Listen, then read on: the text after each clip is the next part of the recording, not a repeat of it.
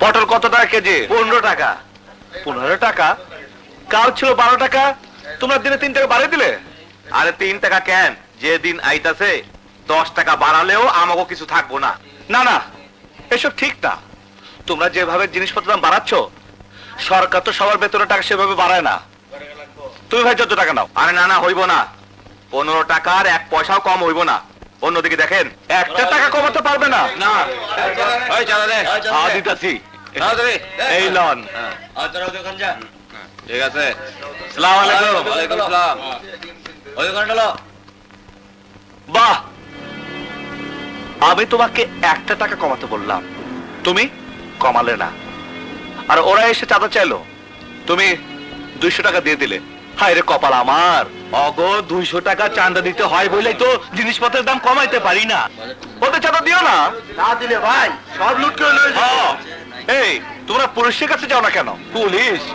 ওই যে দেখেন, গুন্ডাগো নেতা আলী বাবার লগে পুলিশের কি দোস্তি। সহন্দা লাগে মরে কইবে। মুই তো আমনে বলে কি আসি।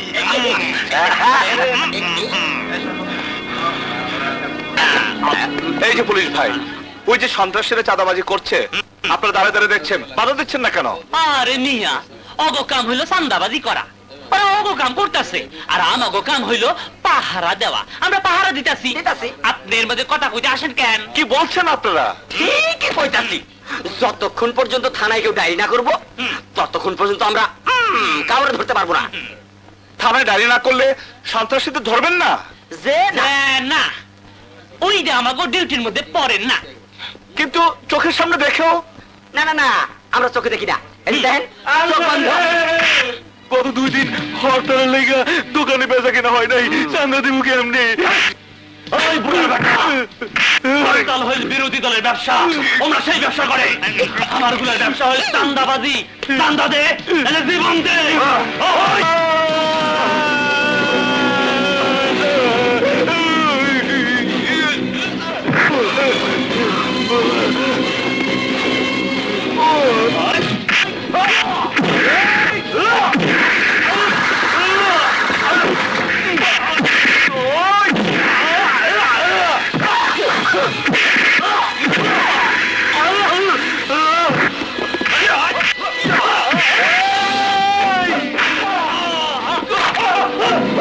আরে আরে আরে, ওই বেটা, তুই এখানে মারামারি করতেছস?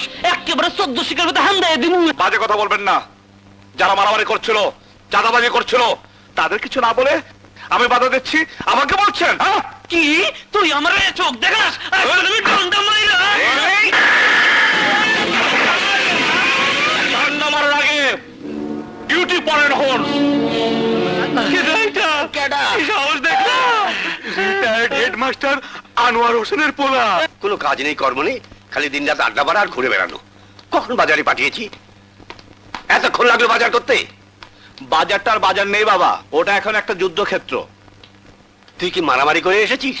মারামারি আজকাল করতে হয় না, এমনিই হয়ে যায়। মারামারি এমনি হয়ে যায়? বেকার ছেলের মুখে এর চেয়ে ভালো কথা আর কি শুনবে? মারামারি কেন করেছিস বাবা? গুন্ডারা অন্যায়ভাবে দোকান থেকে চাঁদা তুলছিল মা। আর তোমার সন্তানের নীতিতে ধাক্কা লেগে গেল, হিরো হয়ে গেল। যার বাড়িতে অভাব তার মুখে ন্যায় নীতি মানায় না। তোকে আমি কতদিন বলেছি একটা চাকরি দেখ, চাকরি দেখ। চাকরি দেখ বলতে পারো, একটা চাকরির জন্য কাউকে বলতে পারো না? যোগ্যতা থাকলে কাউকে বলতে হয় না। যোগ্যতা দিয়ে এখন আর চাকরি হয় না, মামা চাচা তদবির লাগে। তুমি কি শুরু করলে? বাইরের লোকজন শুনলে কি বলবে বলো? চিঠি। ভাইয়ার চিঠি?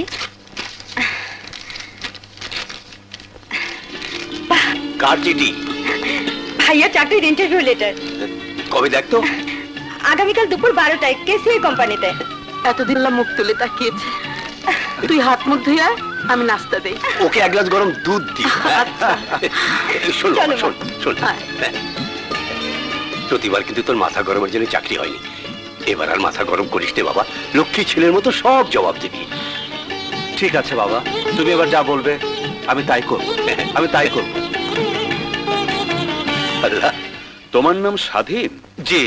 ব্যক্তিগত কাজের জন্য সরকার তো কোনো লোক দেয় না, তাই অ্যাকাউন্টস ক্লার্কের পোস্ট তৈরি করে আমি আসলে একটা পার্সোনাল পিয়ন চাচ্ছি।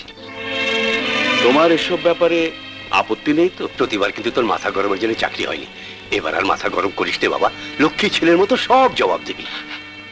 জি না, আমার কোনো আপত্তি নেই। অফিসের কাজের সাথে সাথে আমার বাড়ির বাজারটা, ছেলেটাকে স্কুলে পৌঁছে দেয়া, মেয়েটাকে স্কুল থেকে নিয়ে আসা, এইসব কাজই তোমাকে করতে হবে। আমি তো এমকম পাস। আরে এমকম কেন, এখন চার্টার্ড অ্যাকাউন্টেন্ট পাওয়া যায়, চাকরির জন্য তদবির করে। যার বাড়িতে অভাব তার মুখে ন্যায় নীতি মানায় না। ঠিক আছে, আপনি যা বলবেন আমি তাই করব। ওকে, তাহলে তোমাকে। হ্যালো, এমডি রুহুল বক্স বলছি। জি জি এমপি সাহেব, সালাম আলাইকুম। জি বলুন স্যার, বলুন। জি জি, ওই অ্যাকাউন্টস ক্লার্কের চাকরিটা আপনার শালা?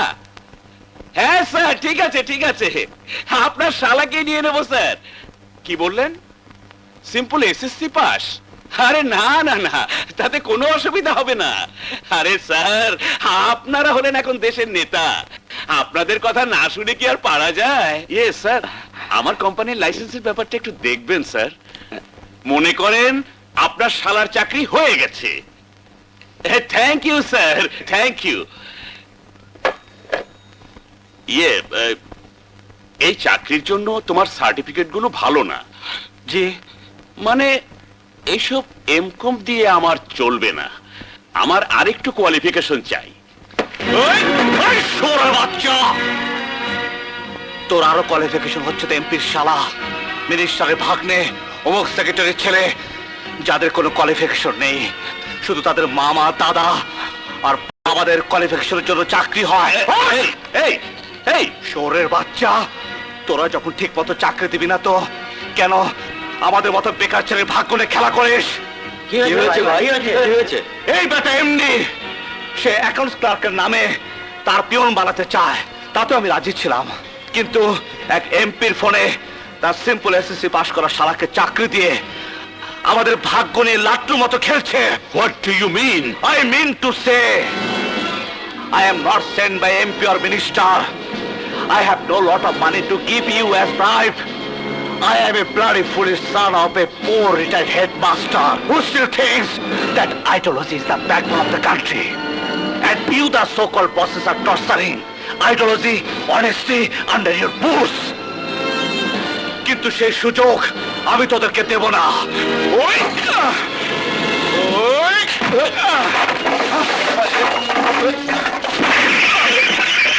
You bloody bastard! I will see you!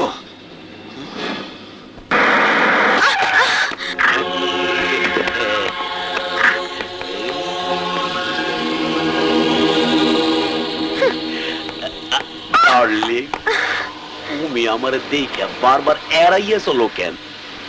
আপনাকে অনেকদিন বলেছি আমি আপনাকে ভালোবাসি না, তবু আপনি আমার পেছনে লেগে আছেন কেন? তোমার এই দেহটা বউয়ের মধ্যে নেওয়ার লেগে কিলবিল করতে আছে। ছেড়ে দে। মোরে মারলি, মুই তোমারে মারমু না, মুই তোমারে আদর করমু। দে, যত ইচ্ছা তুই মোরে থাপ্পড় দে, তবু ক তুই মোরে ভালোবাসো, ক ভালোবাসবি, ক ভালোবাসবি। যাও, আজ যাও, কাল যাও, কিন্তু একদিন মোর খাঁচার মধ্যে তোমার আইতে হইবে ডার্লিং। ভাইয়া, কি রে, কি হয়েছে? ভাইয়া, আলী বাবা প্রত্যেকদিন আমাকে কলেজে যাওয়ার সময় বিরক্ত করে, মাঝে মাঝে কথা বলে, আজ আমাকে জোর করে ধরে।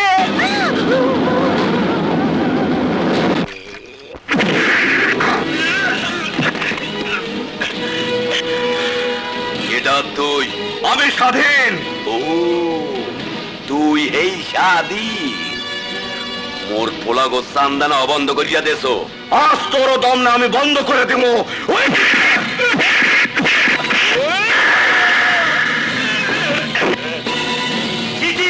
খুলে যা।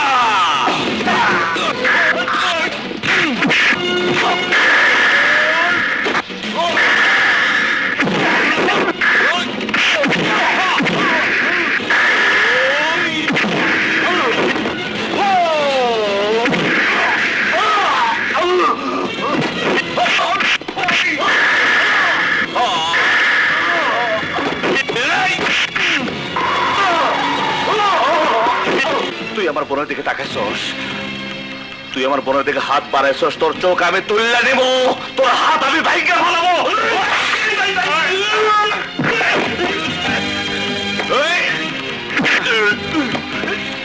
তোর বুকের ভিতরে যত পাপের ভালোবাসা আছে সব আমি খাবলে খাবলে বাইর করে ফেলাবো।